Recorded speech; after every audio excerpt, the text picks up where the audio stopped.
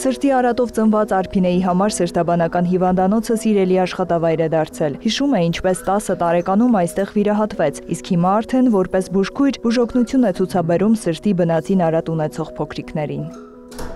Մեծ պատասխանատվության զգացողությունը բժշկական խալաթ կրել, առհասարակ բուժաշխատող աշխատել է, բայց դրա հետ մեկտեղ շատ ուրախ եմ, քանի որ մեծ սիրով եմ աշխատանքս կատարում եւ ամեն անգամ ժամանակին ինչպես ես եմ եղել երեխա եւ այդպիսի երեխաներին տեսնելով ավելի եմ ողջևորվում, որ գալու է մի տարիք, որ նրանք էլ մեծանան եւ լիակատար առողջ կյանք վարեն։ Որ միափորոք սրտով է ծնվել, բժիշկները 4 ամսականում հայտնաբերեցին։ Ծնողներս ինչպես նշում են, սկզբնական շրջանում չի հայտնաբերվել, հետագայում արդեն բարդությունների պատճառով հայտնաբերվել է։ Տարել եմ մի քանի վիրահատություն, 3 վիրահատություն եւ բազմակի զոնդավորումներ, 10 եւ ավելի։ Միջամտություններից հետո ստեղծվել է մի վիճակ, որ արդեն կյանքի հետ համատեղելի եւ լիակատար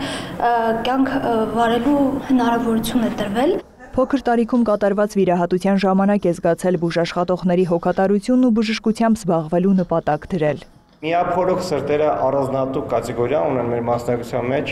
եւ որպես հաղթանակ ասենք շատ հիվանդներ հաղթահարելով այդ բոլոր փուլերը վերջը կյանքի նորմալ են վերադառնում եւ այնպես որ միափորոք սիրտը կամ մի քանի անգամ վիրատվել է դատավճիռ չի եւ հնարավոր է հասնել այն կարգավիճակին, որ հիվանդը, որը ունեցել է մի քանի վիրահատությունների ճանապարհ, վերջը նորմալ սոցիում վերադառնա։ Բժիշկ Հեբոյանը ընդգծում է, սրտի բնածին արատները բարեհաջող շտկվում են եւ բուժառուները ապրում են բնականon կյանքով։ Կարևոր է, որ խնդիրը հայտնաբերվի ներարգանդային շրջանում, քանի որ կան արատներ, որոնք կյանքի հետ անհամատեղելի են։ Սրտի բնածին արատներ կա, որոնք որ լուծում են մեկ անգամով։ Մեկ անգամագործողությունը ապահովում է արատի շտկումը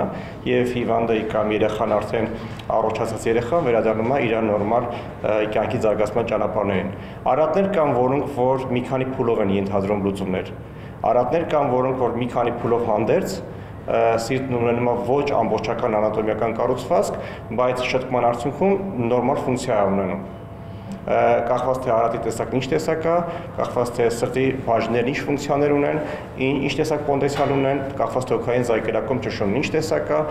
այդ ամեն ինչը որոշվում է երեխայի հետագան։ Բնածին արատ ունեցողները պետք է բժշկի մշտական հսկողության տակ լինեն, չվախենան գործողություններից, ուշացնելը կարող է ճակատագրական լինել, նշում է բժիշկը։ Ջերմությունը 35.4, սինուսային ռիթմ 70 ռեյթով։ Ահա այսպես ակտիվ Արփինեն հերթական համայցին է մասնակցում, իր օրինակով ցույց տալով, որ սրտի բնածին արատը դատավճիռ չէ։ Անգամ միշտ հիվանդները հարցնում են ինչպես է դժվար չի արդյոք նույն ուղով գնալ, բայց չէ, դժվար չի,